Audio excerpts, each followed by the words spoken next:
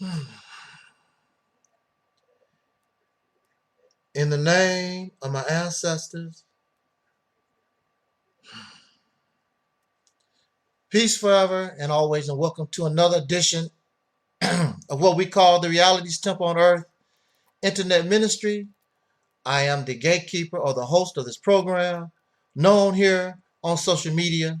Wherever you may find me, I am known as the mighty Angel Snup 7. I am your soul brother, number one.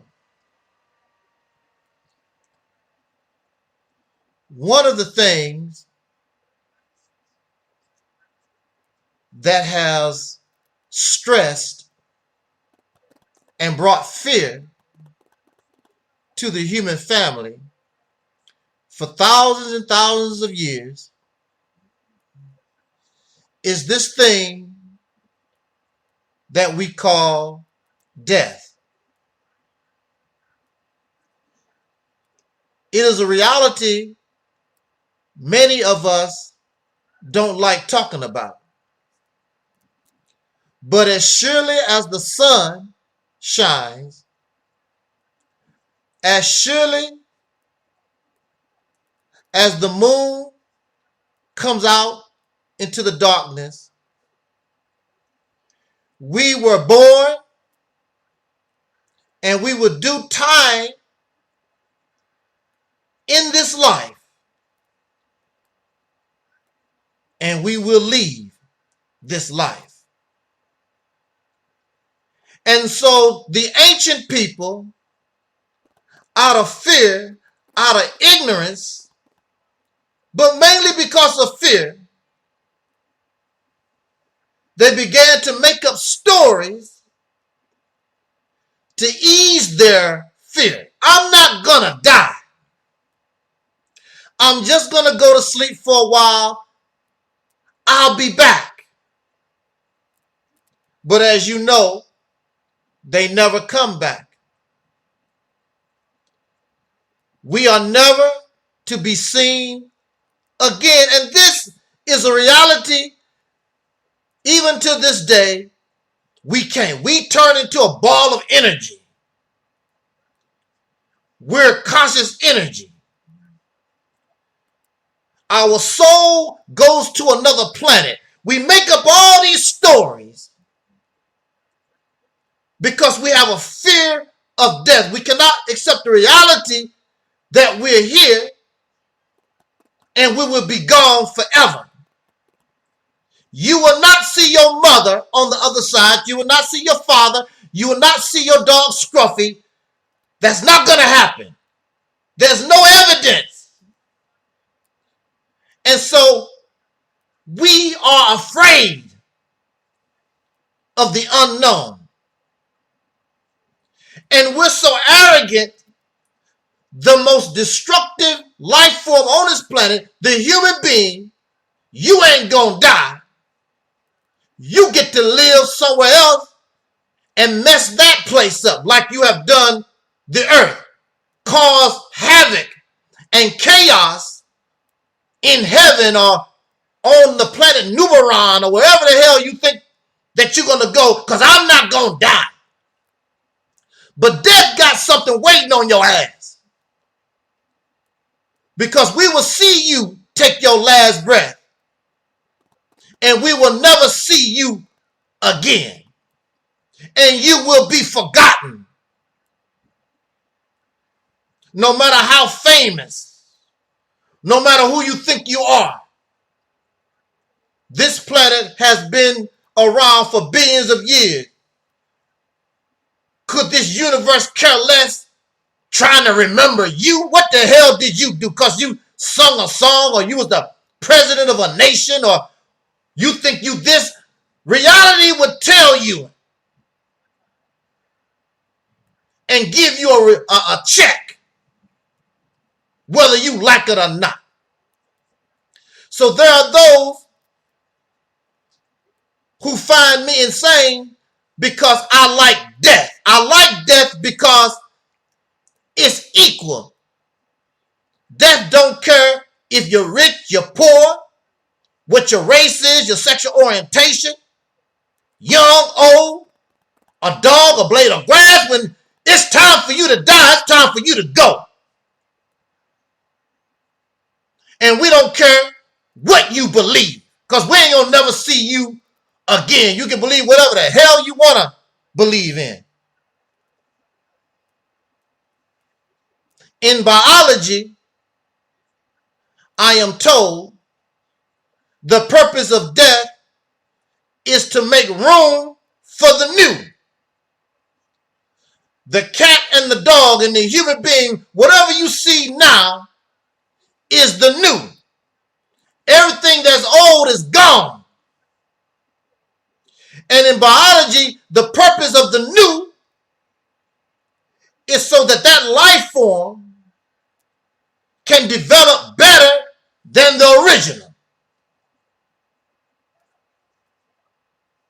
The purpose of death is to improve life. I know some of us, because we miss our mother, we miss our fathers and pets and the things of this life, I know that it's very difficult to handle.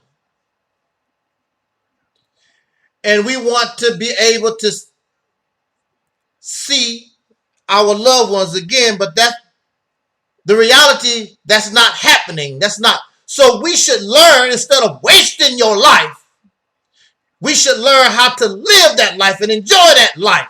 Enjoy the loved ones while we're here, because when death calls, that's the last curtain.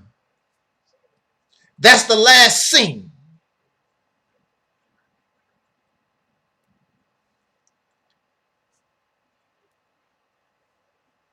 As you know, I'm not a religious channel, but there's something, it's a couple of analogies that I would like to present to us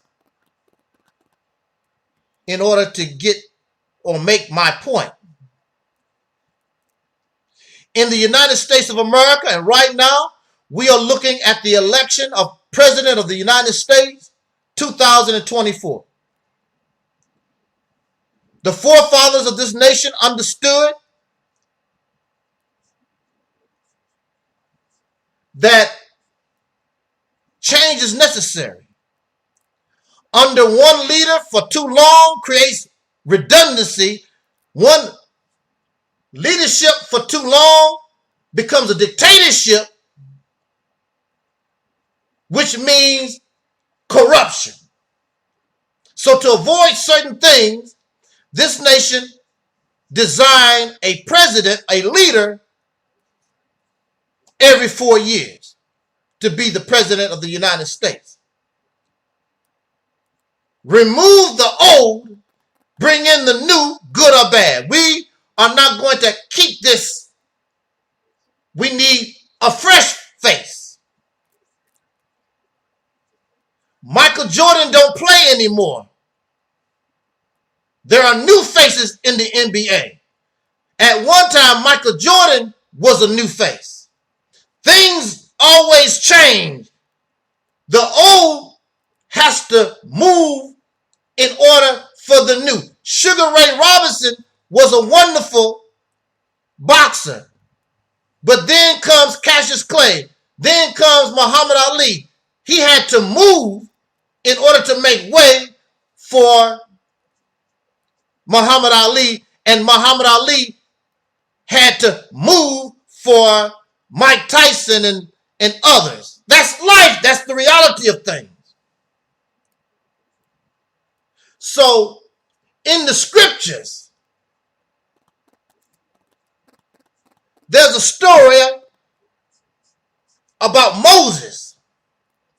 And Moses leading his people to the promised land, and somewhere in between, paraphrase me because I really don't remember how the story went, so you can correct me. But I think how it went was, somewhere in time, or I believe it was because of some giants in the land, the elders decided we should not move forward. So the children of Israel did not progress. They became rather stunted. The old stopping the new. Because the new had no problem. We're not going to stop here. We should just simply remove the giants in the land. So correct me again. It wasn't until the death of the elders of whom the people were following, it wasn't until their death that the young began to move. You can't grow with the old. The old is in a time period no longer applicable. What I'm saying to us is that soul brothers and sisters, freedmen, Foundation of Black Americans, whatever we want to call ourselves in this nation, we're not going to move until we get rid of the old way of thinking, the old way of doing things. These elders probably got to die off. They're holding the new generation back because the new generation is ready to make that move against the giants in the land. And the elders are holding you back with nonsense, waiting on mother planes, waiting on spirits and divine guidance and all that. Why we got to wait on that? Let's just take care of business. Let's just deal with these giants in the land. The elders are keeping you in 1930 and 1950 and 5000 BC and 76 trillion years ago. This is 2024. The elders are holding you back. The elders got to die in order for you to live. Well, you may say, brother, you have a little age on you. I'm not an elder. I'm older than you, but I'm not an elder. But in my age, I have learned that mindset, these things, how we think and what we do, how we behave, isn't working. I understand that the old must die so the young can live. And even in the scriptures, we're taught that this God will create a new heaven and a new earth, and the former things shall pass away. The old things. We want to make clear this does not mean that we forget grandma and grandpa, or we forget those who lived 76 trillion years ago, or those who lived 5,000 years ago, or those who lived in 1930. It does not mean that. It means that that time is no longer applicable, because that's gone, that's dead. Some principles, some similarities we can relate, but this is a whole day in time. You are not your parents. And when you strike out on your own, you do not model your house like your parents' house. You don't even listen to the same music. And with each generation, the new generation, everybody always say, how the children listen to that. We had real music in my day, when it was all jazz, when it was all rock and roll.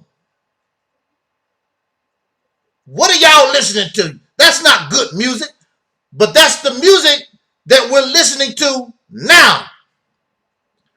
What you talk about, we can hear it, but it's no longer applicable. It is on the Oldies but Goodies channel. It no longer applies. So we cannot go forward because now those of whom we listen to, they have no creative mind, they have no vision, they have no goal because they're stuck in the past in some type of belief that to continue to think like they did in 1930 and 1950 or 5000 BC, that's going to continue to work in 2024. You can get an old classic car, and that classic car can get you to point A to point B. But nobody wants to drive that. It cannot keep up with the modern day car. It's a showpiece. It's an antique. It's something from the past. What do we call it? Antiquity. It's an antique. It no longer applies. At one time, I was able to run up and down the court, play basketball. There's no way I can keep up with those young guys now. I'm a relic of the past. They don't care what I used to do. And you will hear this all the time. Well, in the 1960s, we done this. 5000 BC, we done that. Nobody care about what we used to do. Our concern should be the now. So in this time, we should be learning from the past, not trying to be the past. We should learn from the mistakes of the past. We should learn from the successes of the past so that we can develop and be greater, so that the younger people can be better than we are. Because we died so that the young can live. And the young should be better than what we were. But we don't want to change nothing. With all our supreme wisdom, all our knowledge, all our understanding, we cannot let go of the past. It goes back the fear of death, the fear of dying and never be seen again. I don't want the teachings of the Honorable Elijah Muhammad to die. I don't want Jesus to die. I don't want the Hebrew Israelite. I don't want the Kemetic science. I don't want Maya. I don't want this to die, but they got to go, because in order for you to continue to move forward, the old must die so the young can live. And the former things shall pass away, and there will be a new heaven and a new earth. You cannot have a new heaven and a new earth, a new reality, until the old passes away. So you can disagree, and you don't have to like me, but it will verify itself. You're not going to go nowhere until you let go of this old mindset, old behavior. Improve yourself so that you can guide and help these younger people get to that promised land